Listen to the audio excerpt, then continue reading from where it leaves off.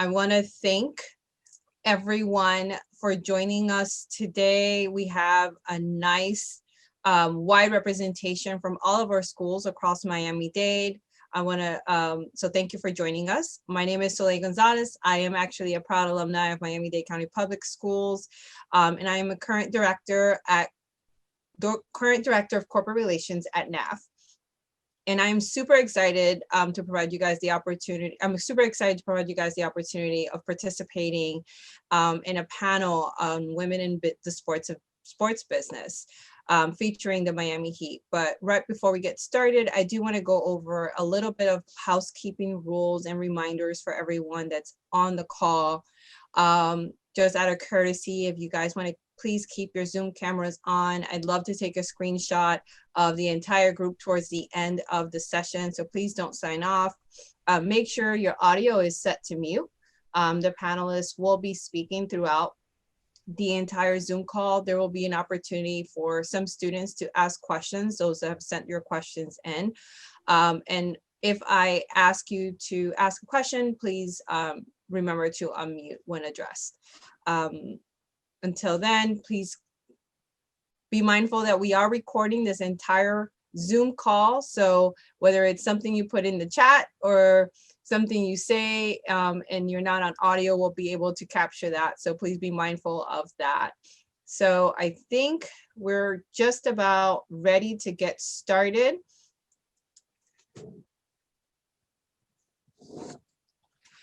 And before we go into introductions, I want to say a little bit about the Miami Heat. According to the Business Insider, the Miami Heat's blend of iterative leadership, talent development, holistic team culture that marks them as a model organization for talent development on and off the court.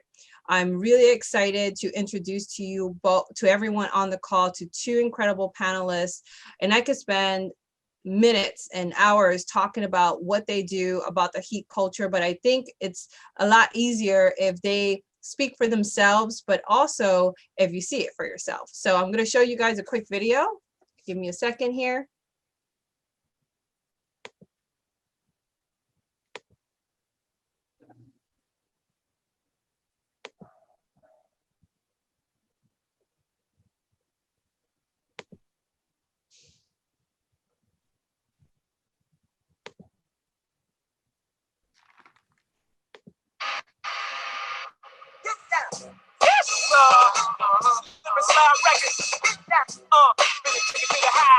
Just get on up and all of my people all across the world.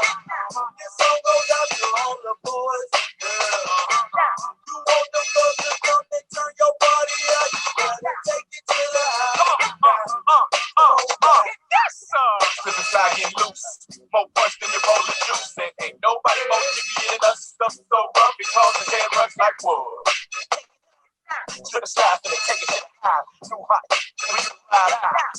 Fame, we out to get paid. Born and raised in the county days. Freedom, that's gonna make you get up out your seat. You don't play, we take it to the high. MIA, take it to the high. This is the way we take it to the high. Take it to the high, take it to the high. Take it to the high. We got that vibe. Take it to the high. Slip and slide. Take it to the high. Take it to the high. Take it to the high.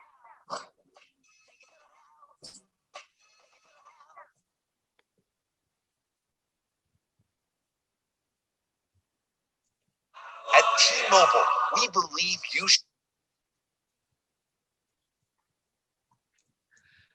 Thank you. Get more. That's why we merged with Sprint. Now it's about to get even better. All right, so let's get started. Once again, thank you all for joining us today. My name is Soley Gonzalez. I am a director of corporate relations at NAF, and today I have two panelists from the Miami Heat that will be joining us in talking about women in the sports business. And before we get started, quick reminder once again, please make sure that if you're not a panelist, that your audio is on mute. So once again, thank you to the Miami Heat organization for allowing more than 200 students from NAF the opportunity to hear from executives about their career journey in sports. Today, NAF students from across Miami-Dade we'll get the chance to hear from Carene and Akemi. So I would like to ask each of the panelists to briefly introduce themselves, starting with Akemi. Hi, everybody. Soley, can you hear me? Yep. Perfect. So I'm Akemi Maehama. I'm originally from Japan, and I moved to the US when I was 15. So I guess that would be sophomore year in high school. And I actually came here without knowing no English. I have no knowledge of English. So I had to learn English and study for like SATs, ACTs, all that in 3 years. So that was tough for me, but I got it. And then after doing all that, I was admitted to Bay University. I actually played tennis there as well. At Berry, I studied physical education for my undergrad. And then I studied a master's in sports management. So I did about 6 years in total, 4 years undergrad and 2 years of grad school. And now I'm currently an assistant in basketball operations and also the Miami Heat Charitable Fund. As you can see somewhere right here, the logo, Miami Heat Charitable Fund right there. What I do in the foundation is I coordinate fundraising events, and I also work during games. So we have, we accommodate guests that come to the game, maybe have some meet and greet with players and whatnot. I mean, now with the coronavirus, I don't know how that's going to happen, but that's what I've been doing or I used to do. And any community outreach activities that you might see, I am mostly involved in those. So nice to meet you all virtually. Thank you, Akemi. Carene? Good morning, everybody. My name is Carene Grant-Strachan. I'm originally from Jamaica. I went to Canada first, lived in Toronto, the Cayman Islands, and then I moved into the States about 20 years old. So I lived in New York City for the first 8 years and then made my way further south to Miami. So right now I'm working as the manager of administration and events for the Miami Heat. I support our chief commercial officer as well as our sales division.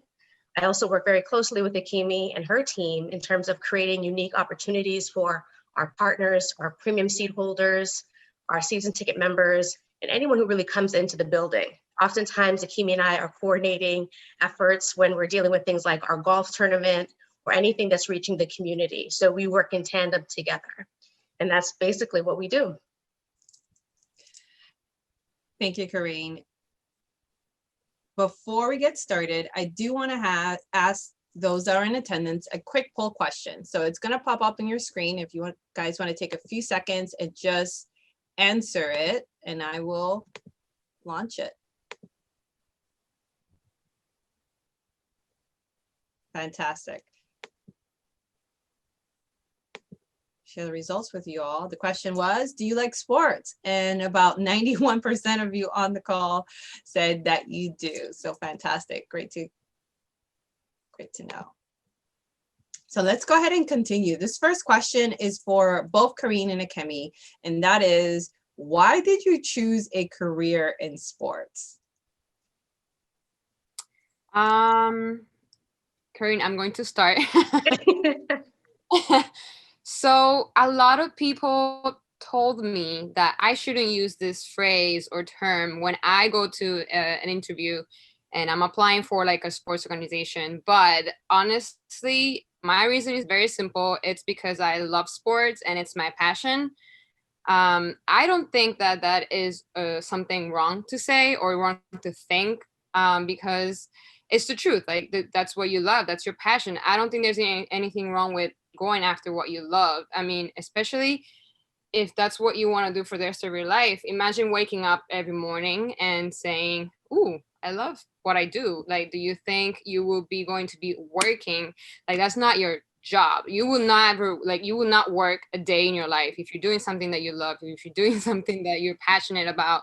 Obviously, sports is not the only thing I love. I love the fact that my job is combined with sports and helping people. So the foundation side of it, of course, helping people is my other passion. So I was just, blessed enough to combine those two things together and doing that for a living. I don't know what more to say. I'm just really, really lucky and actually happy that I'm doing this and helping you guys kind of, guide yourselves into something that you want to do. I hope that this will help you guys out, and I'm excited to go on from here. Thank you, Akemi. Carene? I didn't choose a career in sports. It kind of chose me. So I studied journalism in school, and my idea was I was going to be a writer. And then when I got to New York City is one of those industries where you do whatever you can until you get to where you want to be. And so I started off working for a communications company, and that communications company led me into a television network. The television network had an association with basketball. And so that's kind of how I found my way into sports. But once I got there, I knew that I was able to take all of my skill set and all of the knowledge that I had acquired and then apply it to the sports world. And that allowed me to become valuable to any organization that I worked with, because I was coming in with a completely different set of eyes, a completely different set of understanding, and I was able to give the company something different. So while I may not have been an athlete, I still came in with a great work ethic, business acumen, drive, knowledge, know-it-all. And those were the things that actually allowed me to succeed in sports. Thank you, Carene. And we'll dig deeper into some of those skill sets in a few minutes. But Akemi, you started your career at the Heat as an intern. How important were those internships to furthering your career to where you're at today? And the reason why I ask is because the students that are in our NAF programs all do internships their junior year of high school. So a lot of them, they understand the value of internships. And for a lot of them that haven't done one yet, they may not even understand how that could connect to their future career. So it would be great to kind of hear your perspective on how those internships kind of helped you. So for me, it helped tremendously. I didn't know how important it was actually until I did one. I actually started off as a volunteer, believe it or not. I did a few events or a few little things that they needed to do, and I signed up for it right away. It is really important, not only because it gives you real life experience. So in school, you learn about things, you hear about things, but you don't see that for yourself until you actually go on the field and do it. So that's, one of the important things, one of the reasons why it's important to go on even volunteer work or internship. For me, beyond getting real life experience, more because it gave me more depth in my network. I got to know a lot of people through those volunteer works and internships. And I think that's most important for me. At least when I had my internship and volunteer work, that's what I really was going for. It's funny because that's how I met my current boss through volunteer work.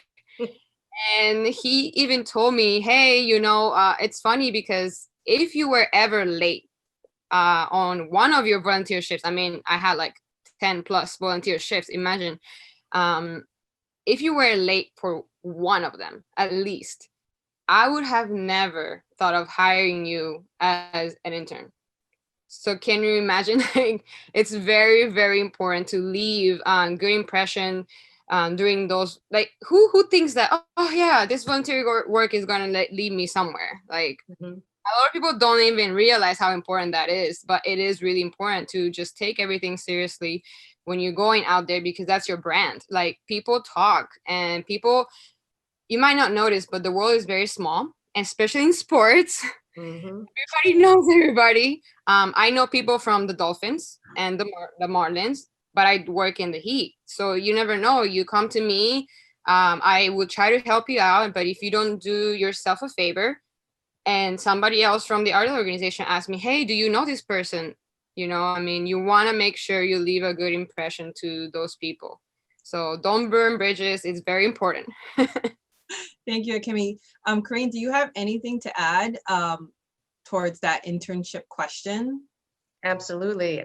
We hire interns. I think there's like 2 or 3 different sessions for every season. And we've hired, one of our latest hires on the corporate partnership side was one of our interns. Wow. And she made such a remarkable impact on the department that we told her we didn't have anything for her at that moment, and we didn't, but she still did all of the work that we asked her to do.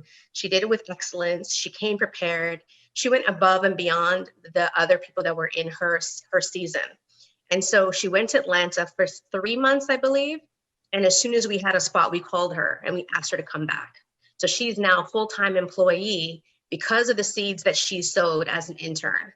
Our CCO, he recognized her work ethic. He realized that every time she came into his office, if it was just the most random thing, she always was prepared and she always had an amazing question for him. She never walked out of his office or any of our team's offices without asking and getting something from us, because she realized it was an exchange. So as much as we're giving her work to do, we're giving her opportunities to have access to us and to get access to our knowledge.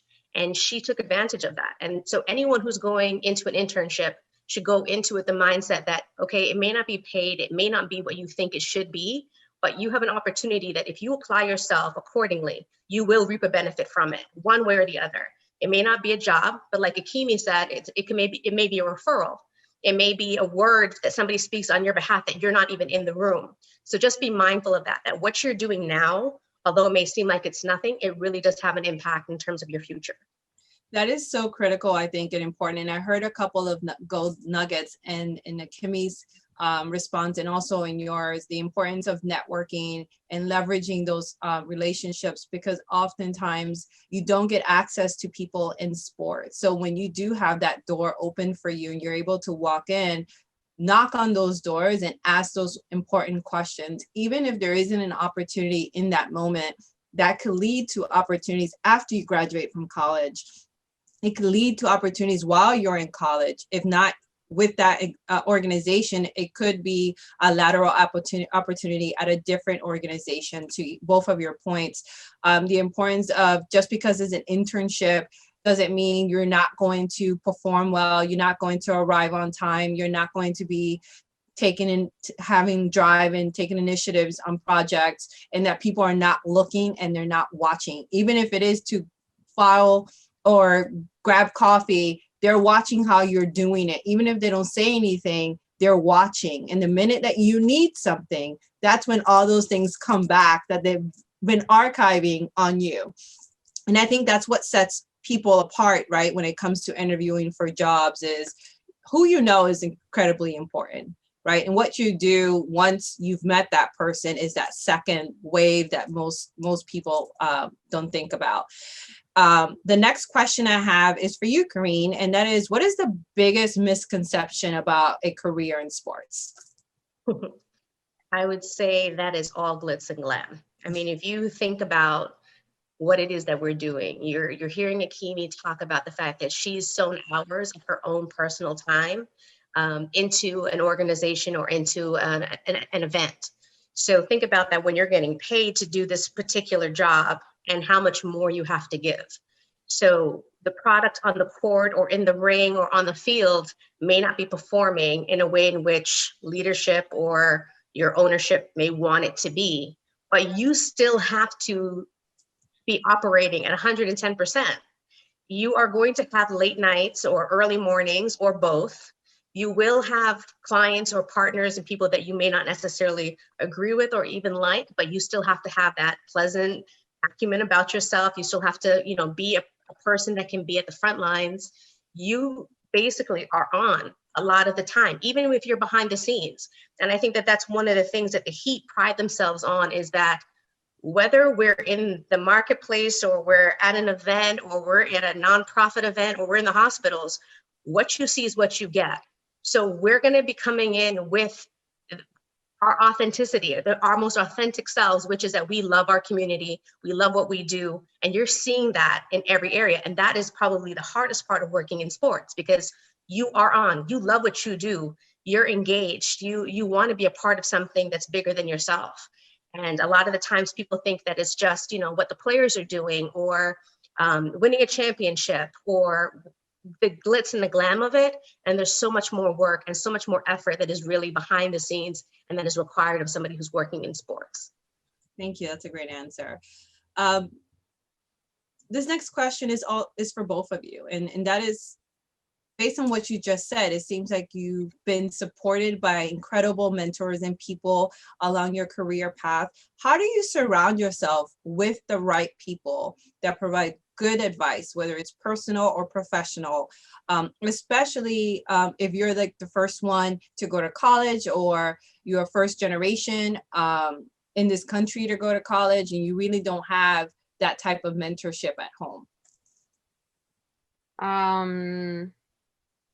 So that was exactly where I was a few years ago when I told you guys that I came here when I was 15. My parents, I mean, all of us, you know, I came here with my whole family. My parents didn't know anything about how the US worked and how the education system worked. So I really was the first one to try to figure it out. I didn't even know what ACT or SAT was. Like, what is that? That doesn't even exist over there. That's not how it works. I mean, it was so tough to figure it out.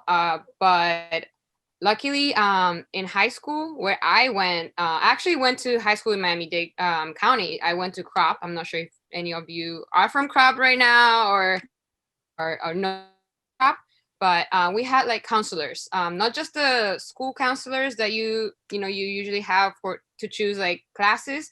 It was really the one that had the college counselor. So it was like a person that knew every step of the way, what you needed to do to get into college. So I used him as much as I could. I went to his room. I was probably there like 50% of the time because I needed to know everything. So what I'm trying to say with this is schools have resources for you. I'm pretty sure you will find even a teacher if you need, somebody working in the administration office. It doesn't have to be a teacher, but find that person or a group of people that can help you lead or guide you to the right path in terms of applying for college or applying for the test. I didn't even know how to apply for a test or even take, the pre-exams or the pre-test before the actual test and things like this. So that helped me a lot. Also, what helped me a lot was my parents' friends in the US. So my parents made friends in the US. Those friends had kids or they went to college before. So they knew how to help me as well. So what I'm trying to say is don't be afraid to ask for help. It's very, very important. It's not embarrassing at all. I ask for help all the time. I am older now, but I still ask for help and it's not embarrassing. People will help you. Also in school, try to surround yourself with good friends that are there to help you or, don't want to see you succeed. A lot of people unfortunately don't like it when others succeed, but make sure there are a lot of people that do. So make sure you know who your friends are, surround yourself with positive energy and just people that love to see you go further and grow. That's really, really important. Thank you. Carene? I think that you align yourself with organizations like NAF. I think that you find the opportunities and it's your responsibility to actually seek it out because there are a lot of people who are moving in their day-to-day and they don't know that you need help. So somebody sends you an email, there's an opportunity for you to join a webinar or a video chat and there's going to be executives and you don't necessarily know what it's about, but you have the email address of the person who sent it to you. So you take the initiative and you email them and you're like, hey, I really would like to learn a little bit more. And you start to build the relationship. I think that's one of the things you're going to hear us echo is how important relationships are in business. And so you email that person, you're like, hey, I have a couple questions. And then you email the person like, hey, I wanted to follow up on what we saw. Hey, I wanted to do these different things. When you start to do that, again, people are going to notice that you're the student, that you're the person that is taking the initiative and wants the information. They will stop. A lot of us in the workforce now, we know what it feels like to be a student and to be looking for information. And so we will stop, most of us, and give you what it is that you need or point you in the direction that you may be wanting to go into. So your parents' friends, like Akemi said, they may not have jobs in sports, but 6 degrees of separation is the fact that they are connected to somebody who's in sports. And I cannot tell you the number of emails that I've received from somebody who knows somebody within my organization, and they're saying, oh, they told me I could speak to you. Oh, okay, well, let's have a conversation. that's part of what it is to sow or to give back to our community and to give back to, people who may not even know where to go. That's what I think a professional really does. And so if you take the initiative and you just reach out to these organizations, again, women in sports and entertainment, there's a few of them. If you start to do the work and you start to email and start to ask and start to build those relationships, you will get the answers. And these people are going to try and help you to get you to where it is that you want to be. It's one of those things. I think every professional wants to know that they're able to leave an impact and to help people. So it's just take it upon yourself to start the relationship building, start the question process, and you'll see that people will want to help you. Thank you, Carene. This next question is for both of you, and it's because you kind of both work in different areas at the Heat. And that is, what are some of the jobs in sports that are critical to the business of sports that we may not know of, right? Because like Carene mentioned earlier, we see the guys on the court, right? We know there's a coach, we know there's some data people, but there's a huge building on Biscayne and there's a lot of parking spaces in there. So could you talk to us a little bit about what are some of the other career options in sports that students could actually think about going into? So I know Carene and you already mentioned these things, but again, the players and the coaches are the ones that get the spotlight, and that's what they see on TV. We all see that on TV, but we don't see what we don't see on TV, or we don't think about that it actually exists. So for example, let's say I know that 9% of us said that we don't like sports. You don't have to like the sport itself.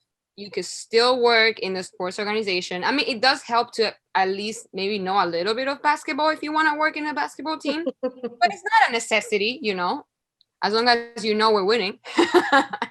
But I was gonna say that if you like math, for example, and if you like financials, I mean, we have a finance department, for example, and if you like to deal with people and help the staff, you can go into human resources. And if you like to help out in the community, you can get into the foundation or the community outreach department. Or I mean, there's so many departments that we need that we don't see, like administrative departments, people that get the mail in, to get mail out, and things like this. I mean, we just have tons and tons of those things. We can just go on and on about it. I mean, I could send you a list later.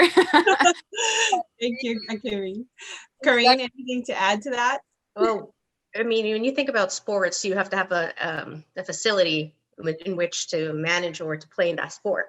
So when you're going to sports, you also have to understand that there is a facilities component. So on any game day, we're touching at least 20 different departments, from parking to greeters, which is hospitality. You're dealing with sales, you're dealing with finance, legal, you're dealing with the charitable fund, you're dealing with so many different departments. And so within those departments are amazing and unique experiences that help to impact what we do in sports. So for me, I am constantly in my legal office. I'm constantly in front of my CFO. I am in front of our administrators in terms of the people who are helping us get our stuff into the building and out of the building. And we're also dealing with corporate partnerships, which is a very unique entity because it's not quite sales and it's not quite marketing. And if you think about even just the buzz video that you saw at the beginning, there's an entire marketing team. It is the largest department in our entire organization that is doing amazing things. And it's all of the banners that you're seeing when you're driving on Biscayne, and the videos and the logo marks and everything like that. So whether you're a creative person or a business person or somewhere in the middle, there is an opportunity for you in sports. You just have to figure out what it is that you want to do and then go after it. So what I'm hearing is, if I'm thinking about a job in accounting one day, I can absolutely work at the Heat as an accountant. If I'm interested in law, but I love sports, I could absolutely be a lawyer or work as part of the legal team at the Heat. If I like, IT or data, I can work as a data analyst or data scientist or part of the programming team at the Heat. And I know the Heat organization is kind of on the cutting edge of marketing for the NBA, period. as far as social media and digital content creation. You guys are kind of like spearheading a lot of that really cool stuff. And not because I'm from Miami or because I love the heat, but that's just the heat culture, right? Of being on the cutting edge of innovation and just being fun. Which brings me, to the next question is not everything is fun in sports, right? What are some of the challenges that being a woman comes with working in sports? Carene? This is a tough one. I think that the challenges come not just in sports. This is for the ladies out there that are even, going into their professional careers or looking at their profession. We have a responsibility to do that much more, or we believe that we have to do that much more in order to be seen as equal. And so what happens is you have a fear of failure. So a lot of women don't even apply for the jobs in sports because they're not a guy, or they don't think that they'll get the job. And that is changing. We have more and more women and more organizations and more visibility for what we're bringing to the table than ever before. This is our moment in terms of development and career development, where we get to bring a very unique perspective into the workplace. And so our voices are being heard. We're seeing more women do different things. We're seeing the salary gaps come down. We're seeing women coaches. We're seeing so many different things that the fear of failure that we may have had in the past, you're seeing women in these positions now. And so you should be excited about the fact that you have an opportunity. And just like I shared earlier, the women who are going ahead of you, we recognize that the door still needs to be pushed a little bit further. And we're going to do everything that we can to make sure that you get that same opportunity, that same visibility. But we need you to make sure that you're prepared for that. We need to make sure that you're bringing your A game, because they are looking at us a little bit different. And they are looking at us like, well, does she fit? Yeah, we do. And that's your responsibility. But we'll do whatever we can. And again, just making those opportunities, creating those connections, and then paying it forward or paying it backwards, making sure that you're able to give what you've received, what I've received, what Akemi has received. But the challenges that existed before are not the same as right now. We have more women that are willing to do and help you along the way. We have more women in visible positions that are willing and wanting to help young women. So don't be afraid. The fear of failure, don't be afraid. Don't be afraid to go for the position, to apply for that job, to seek out that internship. Don't be afraid to do that. Thank you. So I think we've talked a little bit about this, but I'd like to ask you both, and Akemi, you can start. What are the top 3 skills or character traits that you believe are critical or important to be successful in sports? So that's a really good question, because I don't believe that skills as, for example, in data analytics, is what is going to take you further. So it is a basic skill that you will need to apply for data analytics department if you want to apply for it. But anybody can go, to college and get a degree in data analytics. Anybody can get an A on a test. What makes you different is those are the skills that you need that makes you different from the rest of the people that are doing the same thing as you, because we have 100 people, let's say, doing the same thing, but how can we pick one from 100? So you need to be standing out, meaning for me, the most important things are like work ethic, professionalism, focus. I know she said to pick 3, but it's really, it's more than that. And also it's something that is not taught in school. It's something that you have to manifest within yourself and show up to it. Like, come up to your own expectation, make yourself accountable. That's very, very important, I think, skill set to have to go further than just, the tip of the iceberg. So it's more to it. And I think that those are very, very important skills to have. Thank you. Carene? I would say drive, consistency, and commitment. When you come in and you want to get a job done, people are taking notice. When you come in and you may not have the education, but you have the work ethic to get it done, people are taking notice. And when you're committed to seeing a project through, even though you may not like the project, I think that people take notice of that. But it has to be a commitment to yourself and to operating at a level of excellence. Like, you know that this is your brand, this is what you're leaving, this is the impression that you're leaving. Being committed to yourself and to your professional growth. Thank you.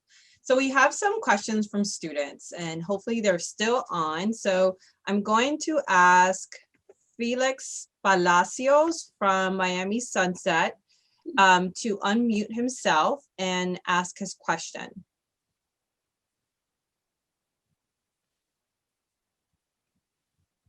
We'll wait a couple of seconds to see if he.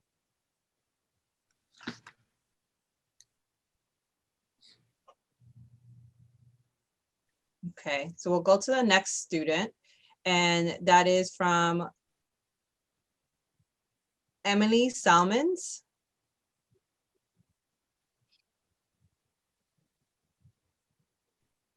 Emily Salmons, if you are on still, if you want to go ahead and ask your question. Emily, are you here? I have Felix. Okay, well, Felix, go ahead.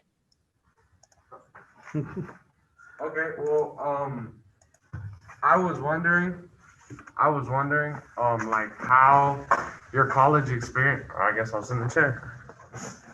I was wondering how your college experience and like what you did in your classes and all that, how that prepared you for the type of career that you took with the Heat. Because, you know, with going into college, like, I'm not sure what classes to pick. I don't know what's going to really prepare me for when I go into the workforce. Great question. So I think what you're asking is, if I wanted to work in sports, what should I major in? What type of degree should I get? All right, who wants to take that? Carene? I'll take that one because I think that it's, like I said before, it's going to be different for each position that you're applying for. And so what allowed me to be hired for the Heat wasn't necessarily what my college degree was in. It was what previous bosses had known about my work. So I do events, and they knew that I could manage a 300-person event or a 75-person event or a 10-person VIP event in another country. So I didn't go to school for event management, but along the way, I acquired those skills and I perfected them. So I think that you have to have if you know that you love finance and that's what you want to be going into, then you want to choose the finance courses that are going to help position you, not just for right now, but for what's coming. If you're looking at data analytics or you're looking on the tech side, you're not just going to go for what's relevant now. You want to be asking people, what do you think is coming? What are the trends? And start getting the certifications for those classes and for those degrees. So it's a matter of understanding where you are now, getting the core foundation, and then looking ahead. So we didn't know that we were going to need an app the way that we utilize our app now, but somebody was bold enough to say, you know what, I'm going to learn this code, I'm going to learn this thing. And when it became time, the Miami Heat acquired that company to do whatever they needed to do to build out our app. And it's one of the best in the league. So when it comes to college courses, you have to be true to in terms of what you want to do, where you think it's going to take you, but also be open to that thing, that opportunity, that class that may set you apart from everybody else. Thank you. Awesome. Thank you so much. That's a great question, because I think oftentimes we think, oh, if I have to select a specific major in order to work in a specific industry. And I think what we're trying to say is you guys can pick any major and you'll probably find a job in sports with that degree. The key is understanding that you need to start if you want to work in sports, you need to start networking. You're probably going to have to start as an intern and work your way up while you're finishing that degree, so that by the time you're done with your college degree, you have an in with someone at an organization or a connection, right, to help you secure a job. This next question is from Naim Pineda. Naim, are you on? Yeah. Can you hear me? Yes, we got you. You want to go ahead and ask your question? Yeah, there was a question for both of them. So what was the most difficult task or project to do while during your career? The hardest project you guys ever worked on? That's a great question. Thank you, Naim. Who wants to go first? I can go first on this one. So it's really interesting, this question, because I feel like hard things happen often, and it's not just the hardest of, the year or anything like that. So for me, working in a foundation, you think it's great, which it is. It's really good that I get to help everybody, well, people, but not everybody is what I'm trying to say. So it was really hard for me to know that I am not all-knowing, almighty, like I'm not God, that I am able to help every single person that I see across and that I come across with. So for me, that's probably the hardest part of my job.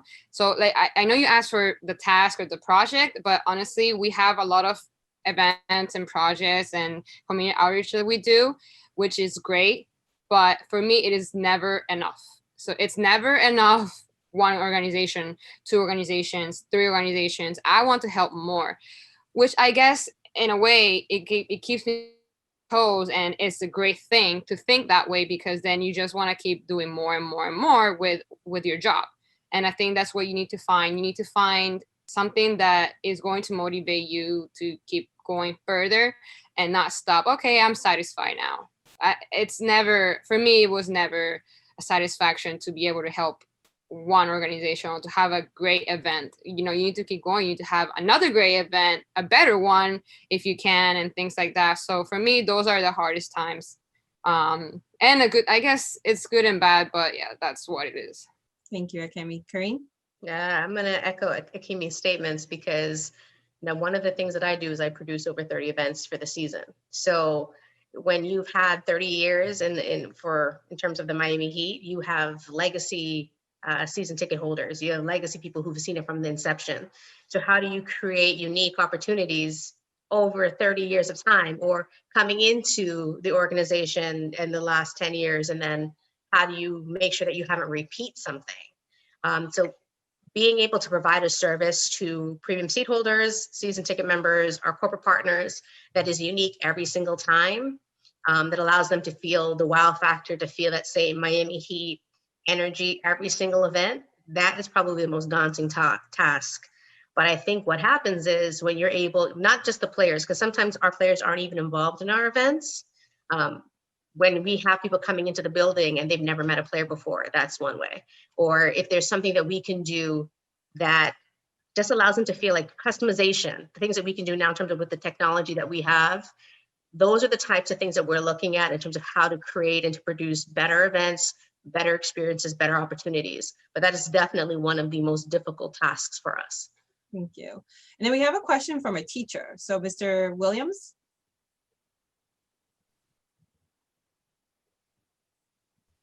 You're on mute, Mr. Williams. Hi, sorry about that.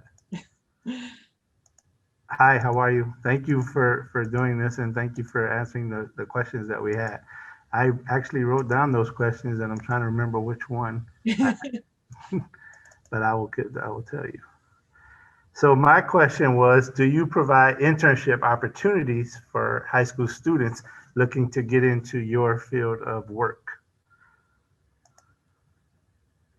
Great question. And I know neither one of you work in HR, but I don't know if you have some information. I can only share on the corporate side, so on the sales division side. And because of what we do and who we're working with, we would look at college internships for the most part. High school, we don't necessarily have the same experiences that would allow a high school student to really glean what it is that's needed. And we never want people coming in just to do grunt work. And sometimes that is a part of the job or part of the internship, but we never want to just have somebody that's coming in to move boxes. There should be an exchange and, why are we moving the boxes? Why is this happening? Being able to answer those questions. So we are mindful and we're careful about the level in terms of the internship that comes in. So it does tend to gear towards college. So, but that's just for the corporate side. Yeah, same thing for my side, which would be the foundation or the basket operations. I just don't know how young for example, what I was going to suggest is, so maybe let's say we don't have internship opportunities for high schoolers, but we do have part-time jobs that maybe high school students can apply. And I think that part-time jobs could be one of the openings for you guys to see, to even see, would I want to work in this organization? I mean, honestly, you guys are young and you can start. Part-time job is not a bad thing at all. I had part-time jobs as well in the Marlins, for example, before I got hired by the Heat. So those things are probably very important. And guess what? You get paid.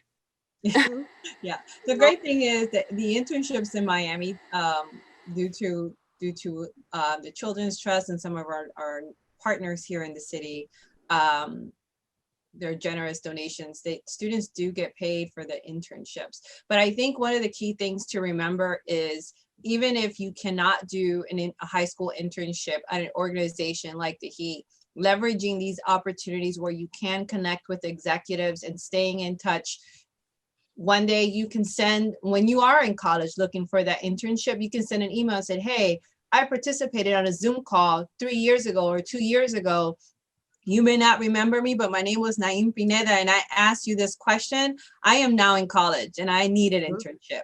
So that is what this is about, is establishing that connection, establishing the exposure for you all. And what you do with it afterwards, that's on you, right? That is on you for you guys to lead with. We have 2 more questions before we close. And this question is for both of you. And Carene, you can start. It's, what advice would you give to high school students who aspire a career in sports? I would say it's echoing what we've already spoken about, which is developing relationships from now. You don't realize how important they are, but they can go a really long way. So find the team, find the organization, start to look and connect, use resources like LinkedIn, ask your parents if they know anybody, go through their LinkedIn, see what kinds of companies are out there. Look at the teams also. Look at the companies that are partners with those teams, because there's another side of the business where these organizations are partnering with teams for opportunities for sponsorship, and there may be a job in sports or with sports management there, sports marketing there. So you find your sport, find your team, find your organization, and then start to network. Ask the questions, send the email, have a template ready and have a follow-up email. And also, don't be afraid of the path not going in a direct line. I think that there's a misconception that it's just going to be, you do these things and that's how it's going to be. And I can tell you from my own experiences that I had to go through television and communications and all of these other areas for me to develop the skill set that allowed me to be an asset for the Heat. So don't be afraid if you are in communications and then all of a sudden you're in finance for a season and you go to HR and then you come back, but you have this breadth of knowledge that you can apply to the position at the Heat, which is the liaison of HR to whatever.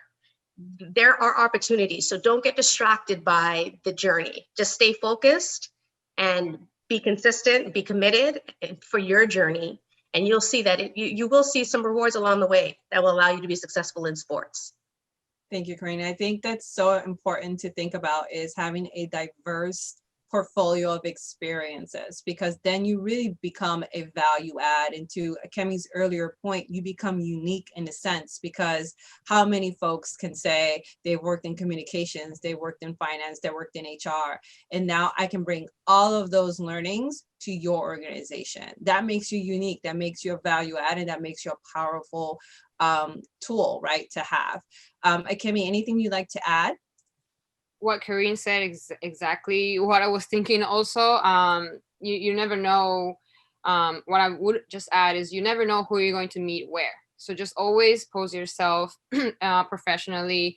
Going out there, I think, is very important. Just go out there. It doesn't matter, like Carene said before, sign up for the workshops, sign up for the, the speakers, sign up to listen to them, to meet them, to just anything that you can do, just do them all. I mean, these are what's going to connect you from where you are to where you want to be, one way or the other. There is a book I actually want to recommend. It's called The Power of Who. I just don't know if anybody read that before. It's only probably about $13 on Amazon. It's by Bob Beaudine, and it talks about who you know is more important than what you know. And I really think that's top advice for me, my eyes. So I really, the power of who. Great suggestion. Thank you. Thank you both.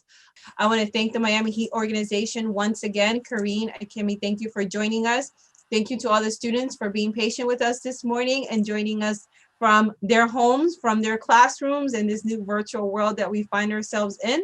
And once again, it's our pleasure and NAF's pleasure to be able to create these partnerships and opportunities for the NAF students at Miami-Dade County Public Schools. Thank you. Have a great day, everyone. Thank you for having us. Thank you, guys.